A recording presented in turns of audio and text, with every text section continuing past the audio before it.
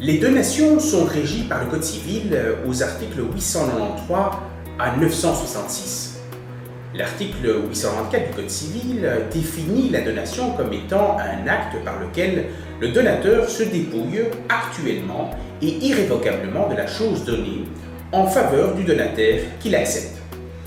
La donation est une libéralité, c'est-à-dire un acte juridique ayant pour objet un transfert ou un abandon d'un droit à titre gratuit, entraînant pour la personne gratifiée un enrichissement corrélatif à l'appauvrissement du disposant. Les testaments et les institutions contractuelles d'héritiers sont également des libéralités. Le législateur a voulu réglementer les libéralités en raison des dangers qu'elles présentent vis-à-vis du disposant, de sa famille, des créanciers et du bénéficiaire de la libéralité.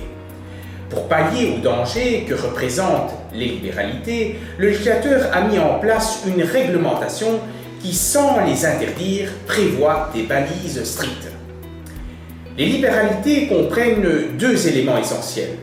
D'une part, la volonté d'enrichir le bénéficiaire de la libéralité, et ce, sans contrepartie. D'autre part, le transfert ou l'abandon d'un bien. Par conséquent, toute donation doit remplir les conditions suivantes: l'appauvrissement du donateur, l'enrichissement corrélatif du donataire et l'intention libérale du donateur. En outre, puisque la donation est un contrat, il faut que le donateur et le donataire donnent un consentement valable, qu'ils soient capables et que la cause de la donation soit licite.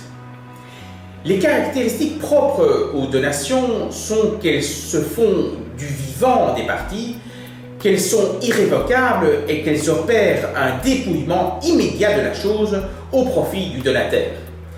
Les donations peuvent revêtir plusieurs formes. Il peut s'agir de donations authentiques, de donations manuelles, de donations indirectes ou de donations déguisées.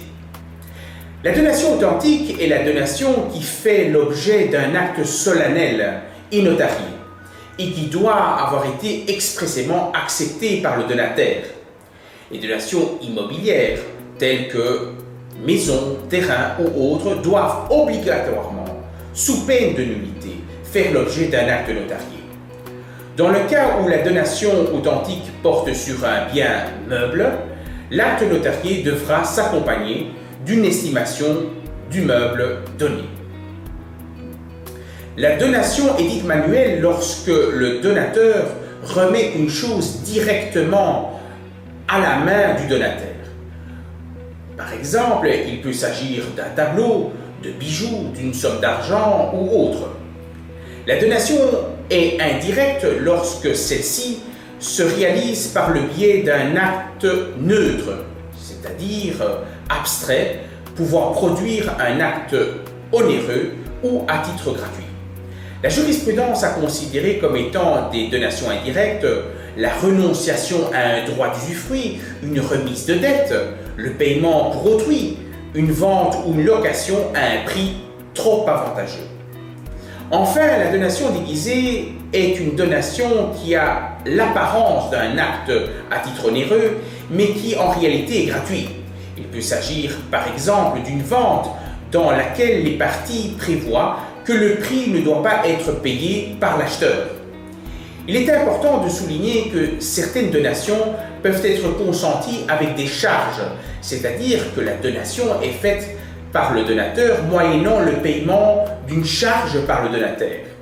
Ce type de donation est considéré comme tel à partir du moment où la charge demeure inférieure à la valeur du bien donné.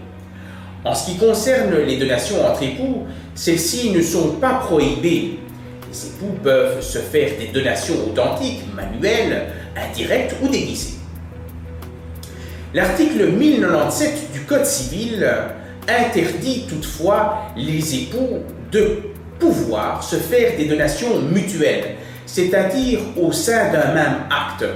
La raison de cette prohibition est d'éviter que la donation ainsi faite ne puisse être révoquée ad nutum par un seul des époux.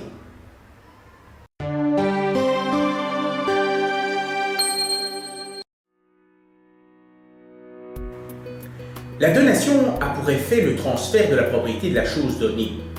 En effet, le principe est que le donataire acquiert la propriété de la chose dès l'échange de consentement entre les parties, et ce même si la mise en possession de la chose intervient ultérieurement. Il existe toutefois une exception à ce principe, dans le cadre d'une donation manuelle. Dans ce cas, c'est la tradition, c'est-à-dire la remise de la chose, qui entraîne l'acquisition de la propriété.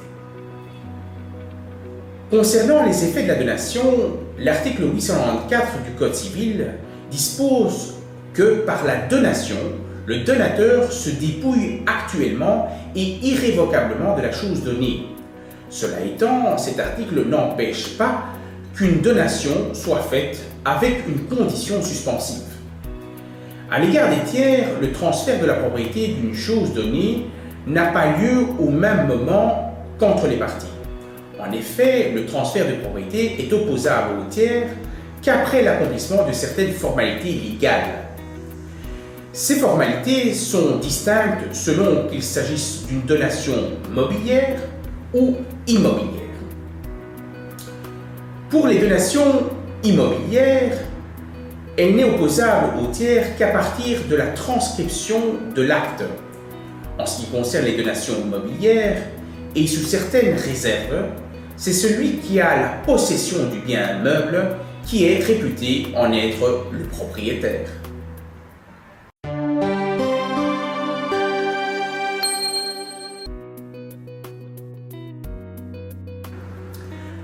Le donateur et le donataire doivent respecter un certain nombre d'obligations résultant de la donation. Le donateur a premièrement pour obligation de délivrer la chose qu'il donne. À défaut, le donataire est en droit d'introduire une action en délivrance de la chose donnée. Si toutefois le bien vient à périr avant sa délivrance, le donateur devra démontrer que le bien a été perdu par cas fortuit. Si le bien périt par la faute du donateur, le donateur est tenu responsable s'il ne démontre pas avoir conservé la chose en bon père de famille. La seconde obligation du donateur est une obligation de garantie. Il s'agit d'une part de la garantie d'éviction ou des vices, et d'autre part de la garantie du fait personnel et de la faute. En principe, le donateur ne doit pas garantir l'éviction ou les vices. Cela étant, le donateur en est garant lorsque l'acte de donation le prévoit et lorsque la donation est réalisée avec charge, étant donné que dans ce cas, il y a une contrepartie à la donation. La seconde garantie consiste en une garantie du fait personnel et de la faute. Ainsi, le donateur ne peut faire évincer le donataire par son propre fait. Autrement dit, le donateur ne peut vendre le bien donné ou le grever d'une hypothèque. Il ne peut pas non plus donner une chose qui appartient à autrui. Le donateur est également tenu des fautes lourdes et du dol. Le donataire, quant à lui, n'a pas à proprement parler d'obligation qui naît dans son chef, étant donné qu'il s'agit d'un contrat unilatéral. Toutefois, il est tenu d'une obligation de reconnaissance, c'est-à-dire d'une obligation morale qui, à défaut d'être respectée, pourrait entraîner la révocation de la donation pour cause d'ingratitude.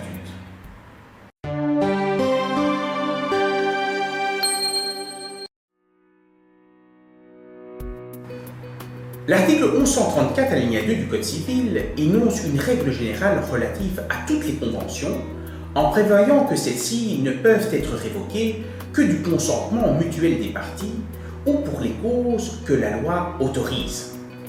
Cela étant, en ce qui concerne les donations, le principe de l'irrévocabilité est plus renforcé. En effet, les donations ne peuvent pas être révoquées par une seule des parties, sauf exception prévue par la loi. En outre, le donateur ne peut assortir sa donation d'une clause permettant de révoquer la dite donation. Il est important de souligner que le principe de l'irrévocabilité des donations n'empêche toutefois pas le donateur de faire une donation en se réservant, par exemple, l'usufruit des biens donnés. Par ailleurs, la donation peut également être assortie d'une condition suspensive ou résolutoire. Cela étant, le principe de l'irrévocabilité des donations connaît des exceptions prévues légalement. En effet, pour protéger le donateur, le législateur a prévu 2 cas dans lesquels le donateur peut demander devant les tribunaux la révocation de la donation. Le premier cas est celui où la donation impose le paiement de charges par le donateur et que celui-ci ne les exécute pas. Dans ce cas, le donateur peut demander la révocation de la donation. Le second cas prévu par le législateur est la donation résolue pour cause d'ingratitude du donataire. Les causes constitutives d'ingratitude sont limitativement énumérées par l'article 955 du Code civil. Il s'agit de l'atteinte à la vie du donateur, des sévices, délits ou injures graves à l'égard du donateur, du refus d'aliments au niveau de l'obligation alimentaire.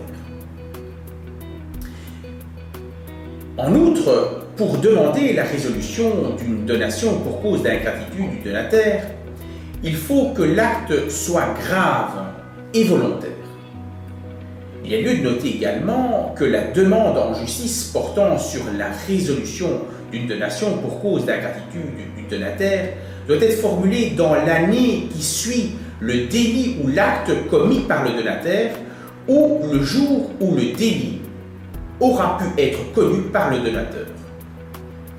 Enfin, il est important de souligner que la jurisprudence considère que les donations ne sont faites que par le concours de volonté des parties.